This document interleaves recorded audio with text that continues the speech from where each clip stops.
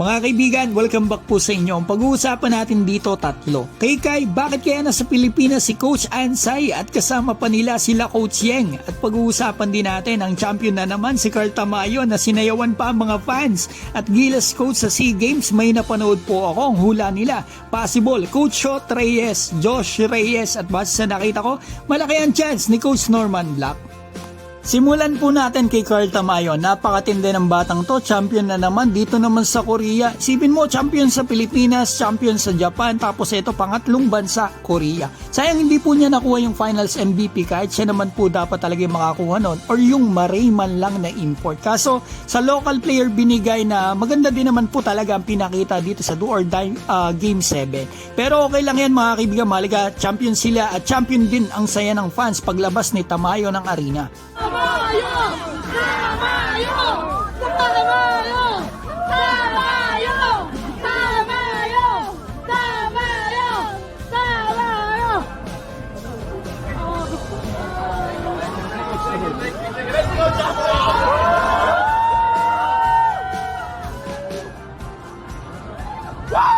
Ngayon, punta na po tayo sa possible Gilas coach sa SEA Games na hindi si Coach Tim dahil hindi daw po ito interesado mag-coach dito kung di yung Gilas lineup niya ang gagamitin. Pero may target coach na po pala dito talaga ang SBP at sabi pa po sa akin ang insider natin sa SBP, eto na nagsuggest po ako ng mga players at coaches sa SEA Games kasi ongoing po ang Japan, KBL, PBA at college dito sa atin. Ang sagot po sa akin ay TY, meron na ding plan in place. So maaga po ang SBP natin kasi December pa yan ang SEA Games pero ngayon pa lang may nakaplano na. At sa coach, gusto po mga kaibigan ng mga fans na babasa ko, Coach Tab Baldwin, goods na goods talaga yan mga kaibigan. Si Charles Chu, solid din talaga yan. Possible din Sean Chambers kasi nandyan na yan sa Gilas or LA Tenorio. Pero may napanood po ako kay Nico Rocha. Maraming salamat bro. Dalawa po yung kasama niya rito sa video, yung isa po ay si Kiefer Ravena. Ang hula po nila na possible Gilas coach dito sa SEA Games ay kay Nico, ang sinabi po niya ay si Coach Josh Reyes.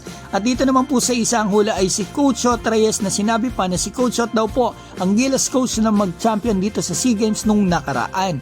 At kay Kiefer, dalawa yung sinabi niya, isa si Coach Topix Robinson at yung isa Coach Norman Black. At base po sa mga nakita ko mga kaibigan, mukhang maganda ang chance ni Coach Norman Black kasi nasa SBP na po siya mismo. Kasi po yung program ng SBP na grassroots program ay siya po yung coach na nagtuturo dyan. Kaya baka yan na po ang talagang kunin ng Gilas. Total, andyan na siya mismo sa SBP. Best available pa kasi sila Coach Shot mga kaibigan, sila LA, ongoing po ang PBA eh. Eto sila Coach Tab, mahusay talaga yan mga kaibigan at gusto ko rin talaga yan. Pati na si Coach Charles. Kaso, available ba sila Coach Tab sa December? Yan ang hindi ko po alam sa ngayon mga kaibigan. Basta ang alam ko po ay kung bakit nasa Pilipinas ang coach ni Kai Soto sa Japan na si Coach Ansay. Diba kumalat po yung larawan na pinost ni Coach Ansay sa kanyang Instagram na eto magkakasama sila. Pero before yan, nagpost muna siya ng billboard ni Kai mga kaibigan na may laugh emoji.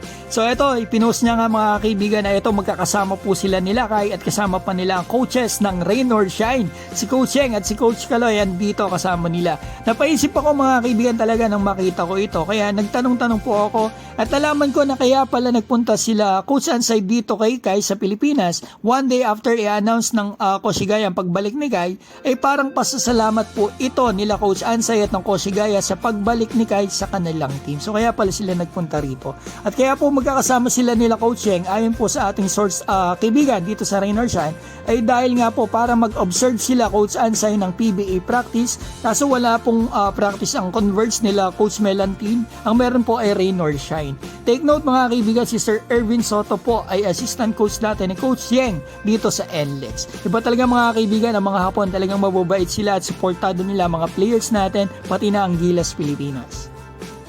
So yan po ang video natin, mag-comment na po kayo sa baba at sana i-like and subscribe nyo naman po ako kasi nakita ko po 20% lang po ng viewers ko ang nakasubscribe. Shoutout ko po pala si Ashu, Edward, Eunice Rupo, Joselito Andrado, Dwayne Giselle, Altareo Samuel, Michael Avetria, Super Ninja, Natsu Barrel at Juvin. Mga kaibigan, maraming salamat po.